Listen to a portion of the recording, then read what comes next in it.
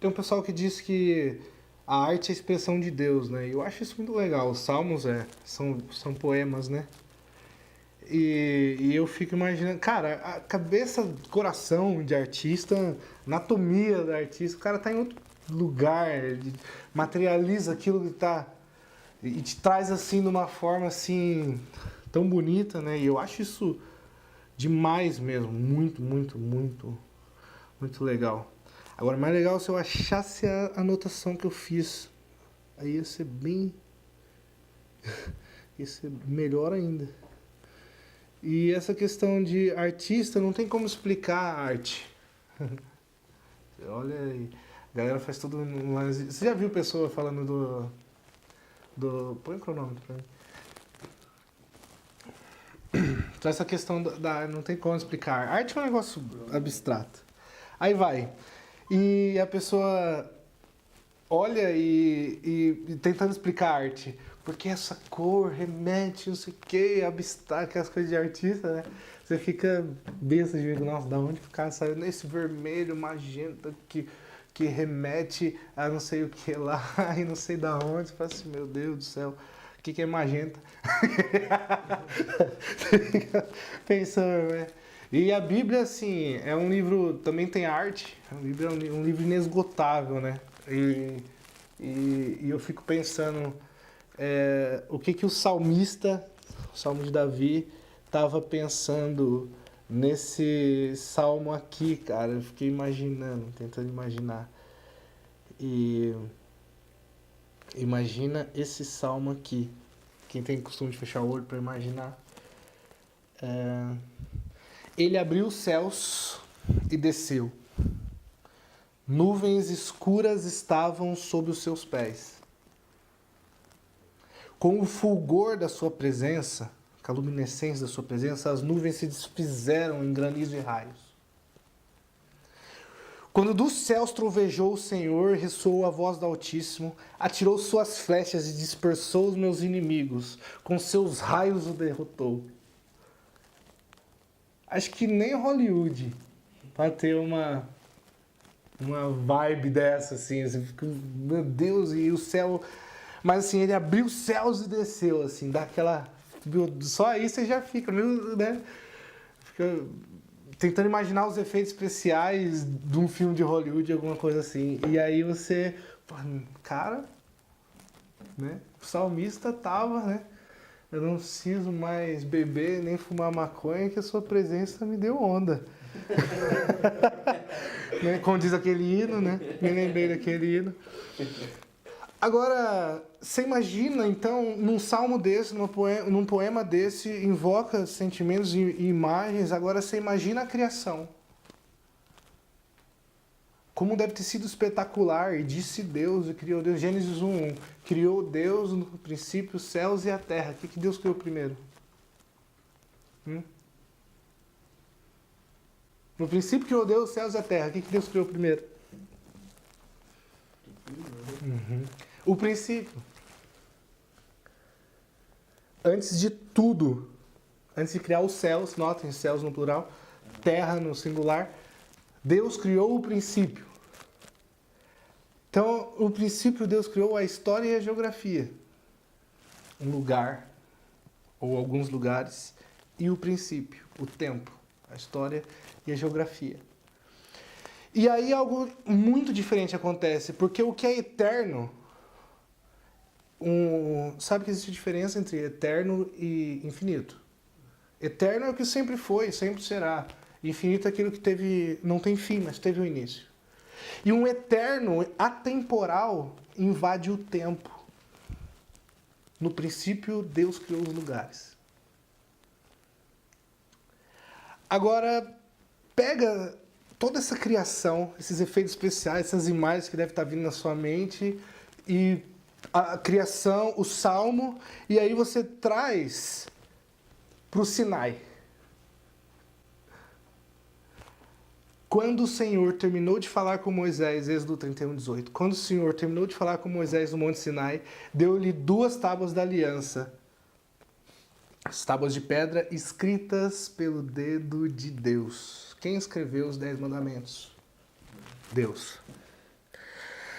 Êxodo 19:18 estava também relatando aquele momento. O Monte Sinai estava coberto de fumaça. Imagina um monte coberto de fumaça. Pois o Senhor tinha descido sobre ele em chamas de fogo. Hoje é um exercício de imaginação, né? E dele, do monte, né, subia fumaça como que de uma fornalha, e todo o monte tremia violentamente. Fico imaginando a escala Richter disso. Um monte tremendo, com fumaça, raio, um negócio... Por quê? Eu fico mais... Existe um bug aí. Porque ao Deus escrever e entregar para Moisés a tábua, aquilo que é eterno, aquilo que é onipresente e onisciente, se reflete em um lugar, no tempo e no espaço. E esse bug na história treme e sai fumaça do monte de maneira com que a terra trema violentamente.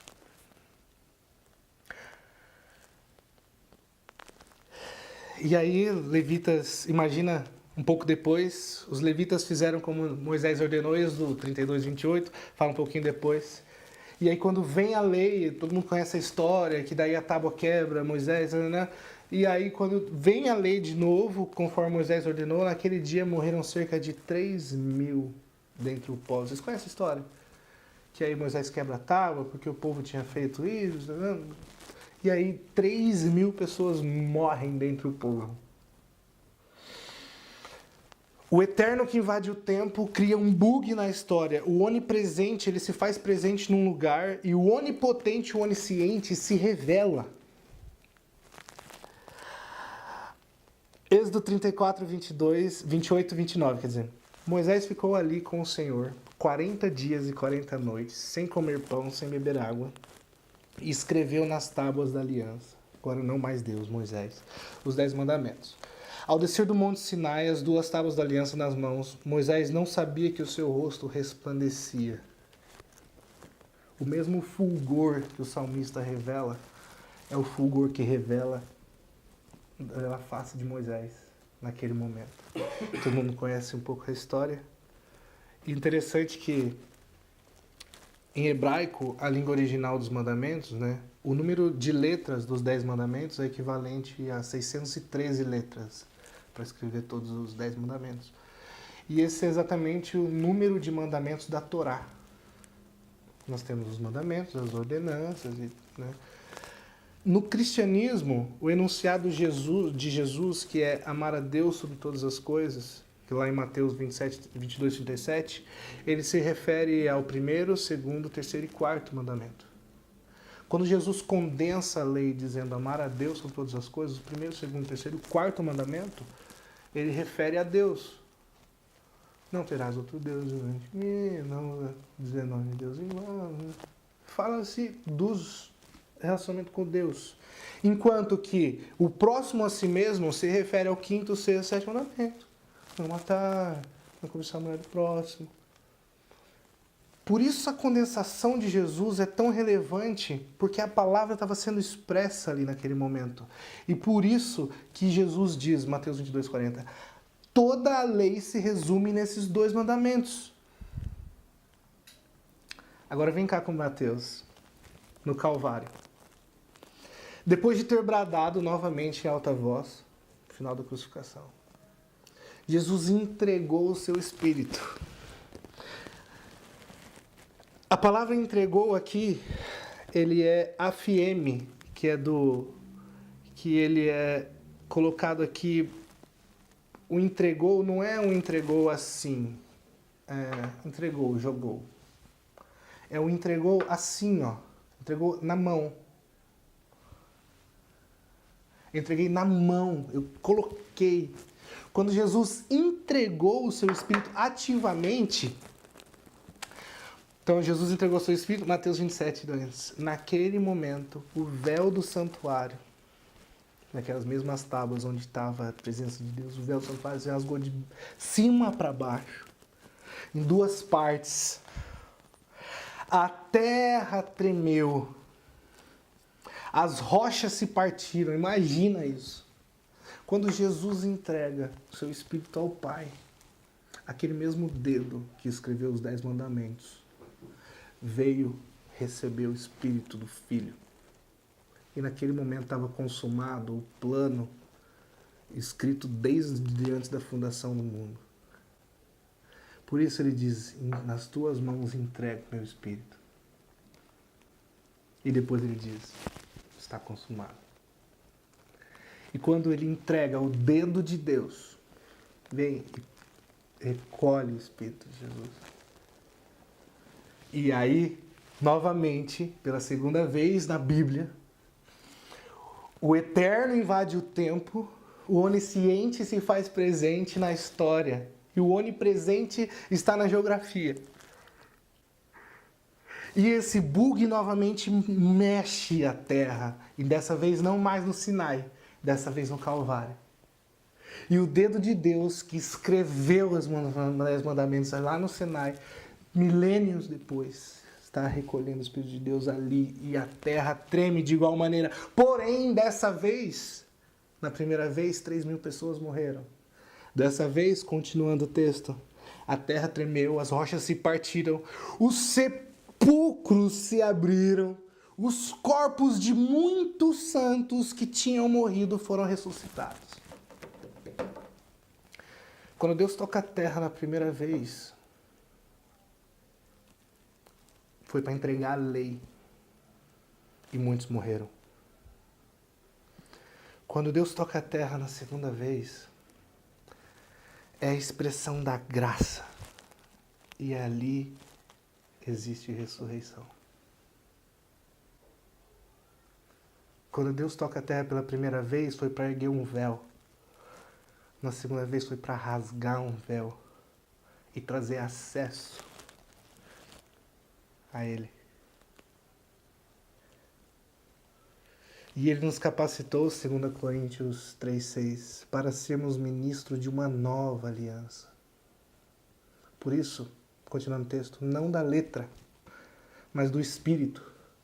Pois a letra entregue no Sinai, a letra mata, 2 Coríntios 3,6. E o Espírito, recolhido no Calvário e depois entregue 40 dias depois, vivifica. Meu irmão, se isso não mexe com você, não tá. Se isso não mexe com você, alguma coisa tá errado dentro de você, porque não mais caducidade de letra, mas nova vida no Espírito. Porque o salário do pecado é a morte e o dom gratuito de Deus é a vida. O que tem oposto aqui, vida e morte? Não, também. Mas salário e gratuidade. Eita. Lucas 11:46, indo para o caminho final. Mas ele respondeu, ai de vós, intérpretes da lei, porque sobrecarregais os homens com fardos superiores às suas forças, mas vós mesmos nem com um dedo a tocais. Não se trata de uma visão teológica. Não se trata de uma interpretação da Bíblia. Não se trata de uma nova reforma ou de uma nova maneira de se pregar. Se trata de um relacionamento genuíno com o próprio Deus. Porque quem prega a lei, ai de vós, intérpretes da lei. E ele veio para dar vida em abundância. E se a verdade não te libertou, não era a verdade. E na terceira vez que Deus tocar a terra, vai ser para trazer um novo céu. Apocalipse 21. Agora, vi novos céus e nova terra, pois o primeiro céu e a primeira terra tinham se passado, o mar já não existia. Eu ouvi a voz daquele que vinha do trono e dizia, agora o tabernáculo de Deus está com os homens, com os quais ele viverá. Eles serão os seus povos. O próprio Deus estará com eles. E eles com o seu Deus. Ele enxugará os seus olhos toda lágrima, e não haverá mais morte. Não haverá mais tristeza, nem choro, nem dor, porque a antiga ordem se passou. Está na sua Bíblia. E ele diz assim: eis que estou fazendo nova todas as coisas. E escreva isso, pois essas palavras são verdadeiras e dignas de confiança. O próprio Deus dizendo: escreve isso, porque essas palavras são verdadeiras. Deus não é um Deus bipolar. A graça é eterna. O próprio Jesus Cristo, Deus e Pai, nos amou e deu eterna consolação e boa esperança pela graça. 2 Tessalonicenses 2,16. Vou repetir.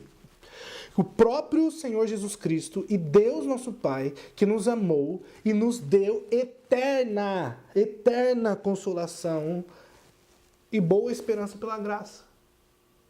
O primeiro plano de Deus era a lei, o segundo plano é a graça, aí o terceiro plano não existe, a graça é eterna. A lei era somente a sombra. E agora nós podemos ver e ter acesso, não mais embaçado. E por que então ele nos dá um mundo provisório? 1 Timóteo 2,3. Isso é bom e agradável perante Deus nosso Salvador, que deseja que todos os homens sejam salvos e cheguem ao pleno conhecimento da verdade.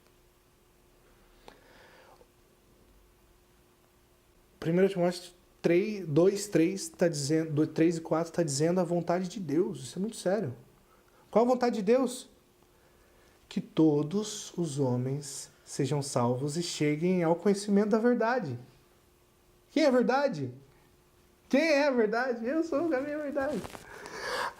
Agora, muita gente está dizendo por aí que então, se você não seguir, se você não obedecer, você está condenado. Aquele que não, quem está condenado?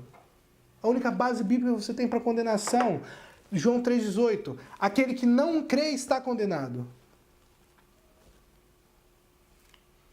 Encerrando, João 3,16. Deus amou tanto o mundo, de tal maneira, de maneira que não dá para expressar, que Ele deu o seu único Filho, para que todos que nele crê, aquele que dizimar, aquele que seguir, fazer as apostilas, aquele que confessar, aquele que ajoelhar, aquele que ir a Meca,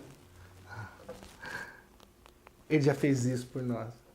Aquele que nele crê, não morra, mas tem vida eterna. Ok, todo mundo prega isso, todo mundo conhece o versículo mais conhecido da Bíblia, João 3,16. E como é que continua esse versículo? Você sabe? Você sabe? João 3,16 todo mundo conhece. Por que ninguém continua esse versículo? Se todo mundo prega João 3,16, por que ninguém continua esse versículo? Porque ele continua dizendo: Deus amou o mundo de tal maneira, pois ele veio ao mundo para salvar o mundo e não para condenar o mundo. Meu irmão, quando você olha para Deus, o dedo de Deus trazendo morte, trazendo separação, trazendo lei e condenação, já não é para você. O dedo de Deus pesou sobre Ele mesmo, no seu próprio Filho, para que você não sofra as condenações. E se você olha para Deus sem ser nessa ótica, e se te pregaram um Deus sem essa ótica, isso é morte, isso é caducidade de letra. Porque Ele veio para que você tivesse vida e a tivesse em abundância, em plenitude. Olhe para Deus, Ele é o mais interessado no seu relacionamento com Ele. Ele deu todos os primeiros passos em direção ao homem. Está na natureza dele. estar entre nós. E viu Deus que tudo que ele fez era bom. E quando ele fez o homem, aquilo que é bom gera o que é bom, aquilo que é perfeito gera o que é perfeito, aquilo que é eterno gera o que é eterno. E você é a melhor criação de Deus. O homem é o plano de Deus. E Jesus é a reconstituição do plano inicial lá no Éden. Não mais condenação, não mais morte, não mais separação, não mais peso, mas vida, vida em abundância e liberdade no Espírito. Que Deus te abençoe e que essa palavra toque no seu coração.